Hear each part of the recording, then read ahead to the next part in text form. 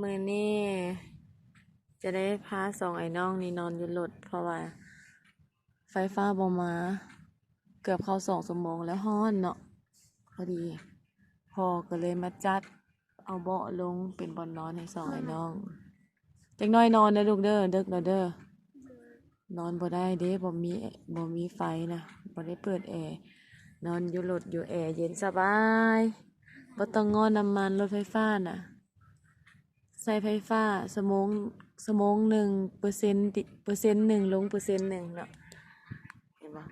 ตอนนี้มี82% 4 ชั่วโมงก็ลง4%สบายครั้งแรกสองไอ้น้องคักบ่ลูกคักหลายเนาะ อ้าวนอน ไปเปลี่ยนเครื่องมานอนพอนะ ฉะนั้นเรานอนอีกจัก10 นาที